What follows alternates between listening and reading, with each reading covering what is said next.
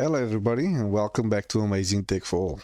Now, there's a limitless amount of things you can really do with this, and there's a bunch of pre-packaged applications that is already available just straight out of the box. Well, maybe not quite straight out of the box, but they're certainly available through plugins or apps that you can install. This runs through in Docker containers like we've done with Jellyfin in the past.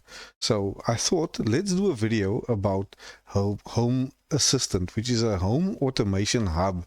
So it allows you to connect a bunch of your smart devices to your network and make it controllable through a variety of options. So this is just the beginning of our journey into home automation. So the first we're going to do, once we've logged into TrueNAS, you'll go down to apps and we will go to, as you can see, we have Jellyfin running over here, and it turns out we have an update for it. I'm not going to bother to do an update on it just yet. I'm going to go to Discover Apps. Alhamdulillah. And I'm going to search here for Home Assistant.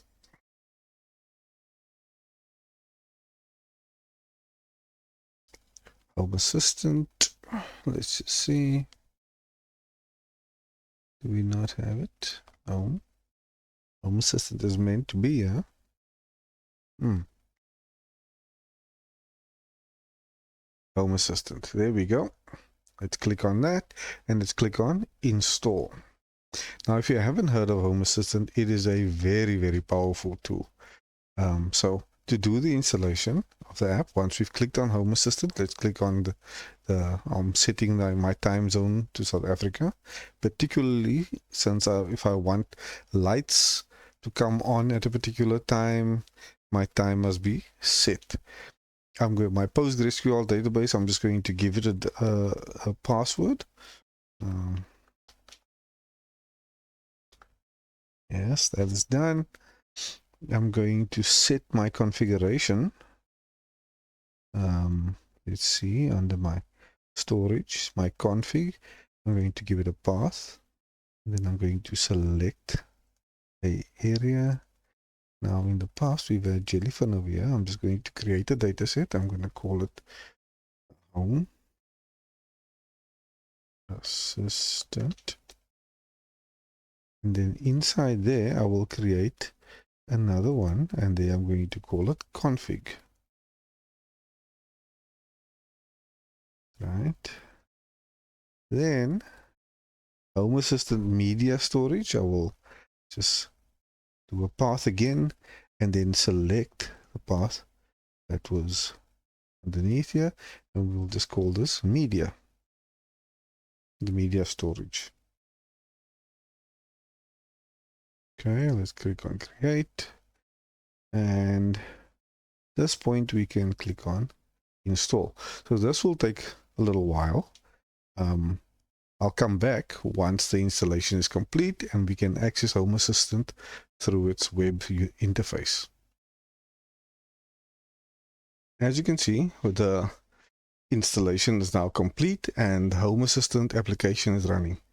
Click on the Home Assistant, you'll see that the web UI is running there. We can see everything seems to be healthy. This is the port number it's going to be listening on. So if I click on the web UI, it will create our new Home Assistant. So let's start. Let's click on create. We'll put a password to it.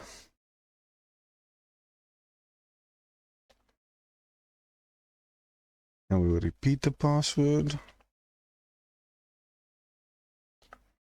And create.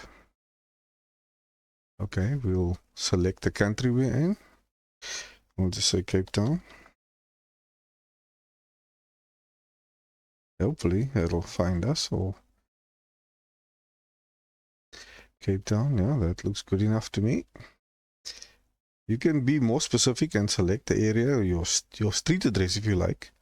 We are not going to send any feedback. We'll skip all of that, and all is set. So now we have our first Home Assistant up and running. So what we haven't done was add any devices and so on. So this is just a setup for now. Let's see if we can, it'll pick up my area to the area and give a weather forecast. Here is your map where you suggested where you are. You can record your energy consumption if you connect it to the grid. The details around this we will describe in a later video. There's logbook, which will give us the history of events. Then there's history of readings. So once we have a device added in here, we'll be able to add, we will see the history. For example, if we're measuring the temperature and humidity and so on, we'll be able to gather that information. Your media will be images, so you can have cameras, you can have your CCTV system on here, and then you can even add a to-do list and things that you want like to add, your shopping list and so on. Okay, so now we'd like to add a device that can do a reading. I happen to have a sensor, a smart sensor running on ESPHome that I'm going to add. So I'm going to click on settings, and I'm going to click on devices. And here I'm going to add integration. So there's tons of integrations to pick from. We are going to be using ESPHome. Right, let's see. Why am I not seeing it? Oh, let's scroll up. And that is the one. Let's try this IP address. I believe it could be this one. Yes, the device, and here we will go. Type in the password that I've configured for it, and I'll click on submit. So this is a light switch for my home. Let's just see, it says it's garage lights. I'll just name it that for now, and skip and finish. Or we can put it on the, no, we'll just leave it there for now. Let's just take a look. And this is the lights for my lounge. It's actually, so it's not my garage lights, it's the lights that I use in my house. So yes, that's fine. And now we can add those to the house. In fact, there it is already. So these lights allows me to turn on lights and so on in my house. I will show this in another video. I'll show you how it works with a camera by just recording the event as it takes place. So those are the lights inside, and you'll see the ones that will be turning on and off. The lights inside, those are the ones that will be turning on and off when I click the switch. You can see little lights coming on and off. That is all recorded via this system. So we'll we'll see if you can find another device, but in the meantime, so that has been added. We can edit these devices, the names and so on. We'll just go to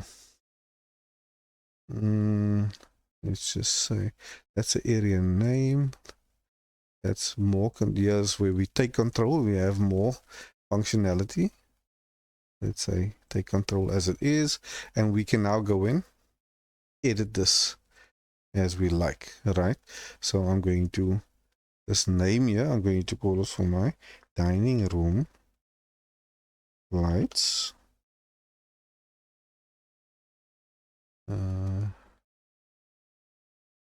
Let's see, yeah. And we can, I think we can rename these as well. So this is the one that does the switches for the dining room.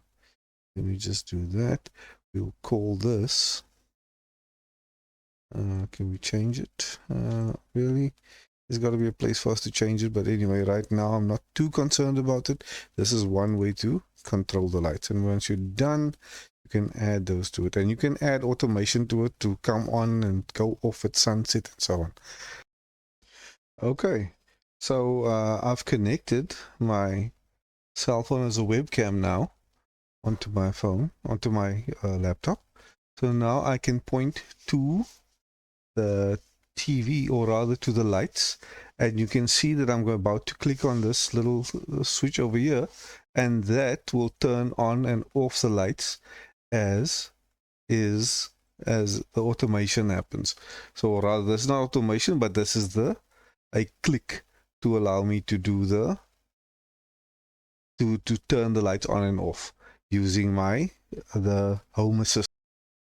So we'll add another device to our ESPHome, or to our Home Assistant using ESPHome, and so we'll go click on add integration one more time, and we will go in your ESPHome, and I will select ESPHome, and I will type in here the IP address once again, and that'll be, and it's going to give me, so yeah, I have to type in the password.